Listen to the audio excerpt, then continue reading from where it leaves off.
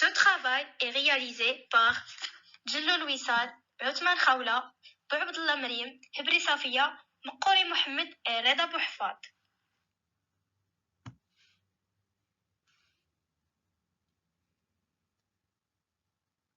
L'entreprise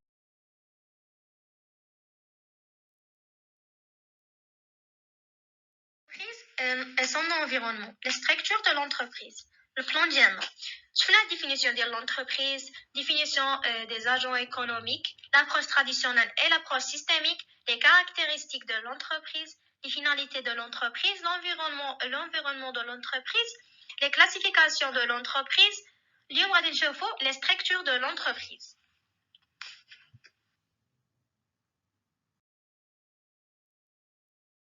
Les structures de l'entreprise, la définition de la structure. La structure décrit la façon dont les tâches sont réparties, la manière dont le pouvoir est exercé et les relations entre les divers éléments du système. La structure est représentée par un organigramme. Définition de la structure. La structure كتوصف لنا واحد الطريقة كيفاش المهام موزعين داخل شي شركة، يعني المهمة ديال كل واحد وكتبين لنا الطريقة كيفاش السلطة كتطبق في الشركة وحتى العلاقات بين العناصر داخل هاد الشركة ولا المنظمة. La définition de l'organigramme. C'est un schéma ou un graphique représentant le processus réel de l'exercice du pouvoir, la répartition des tâches et les liens formels entre les différents services. الأورغانيغرام هو واحد الرسم ولا جدول كيمثل لنا كيفاش كتتم عملية تطبيق السلطة وعملية توزيع المهام والعلاقات والروابط الرسمية بين مكونات الشركة ولا أعضاء الشركة.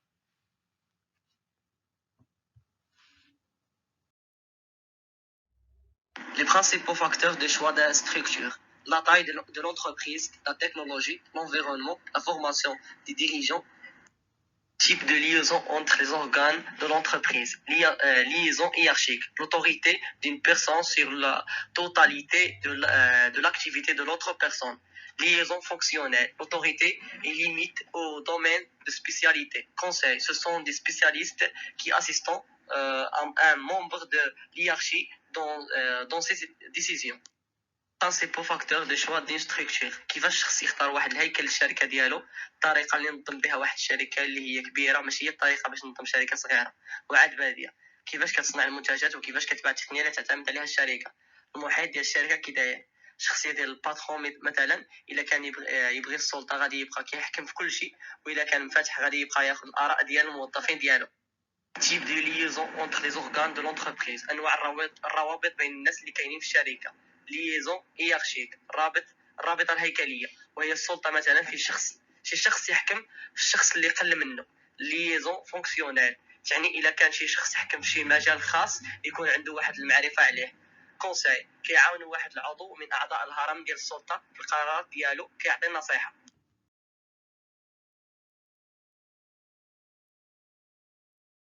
Les types de structures, la structure hiérarchique, les principes, l'unité de commandement, le subordonné ne doit recevoir des ordres que d'un seul supérieur.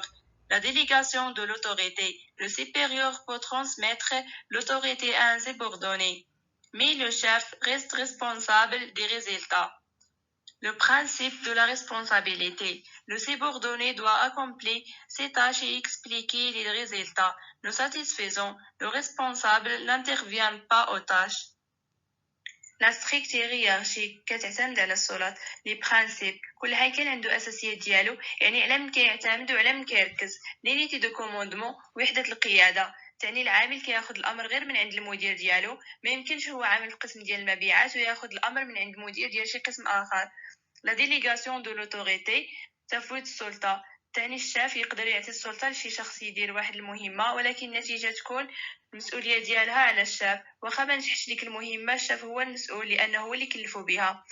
لي برانسيب دو لا ريسبونسابيليتي، مبدا المسؤوليه، يعني العامل تحت مسؤوليه شخص اخر خاصو يؤدي الواجبات ديالو ولا خرجوا النتائج غير مرضيه خاصو يفسرها.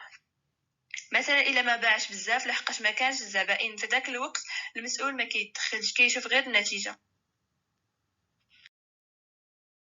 اما بالنسبه لهذا الشيما لو ديريكتور جينيرال كيتحكم في هذوك الثلاثه لو ديريكتور كوميرسيال واللي هو المدير التجاري ولو ديريكتور تكنيك والمدير التقني ولو ديريكتور ادمينستراتيف واللي هو المدير المكلف بالامور الاداريه كل ديريكتور كيتحكم في اللي مسؤول عليه اما بالنسبه لذاك المدير التقني كيتحكم في لو ديريكتور ديتود مدير الدراسات ولو ديريكتور دوزين فين كيتصنع البرودوي وهذا الاخير حتى هو كيتحكم في لو شيف اتوليي 1 ولو شيف اتوليي 2 كل واحد كينفذ الامور غير ديال المدير ديالو.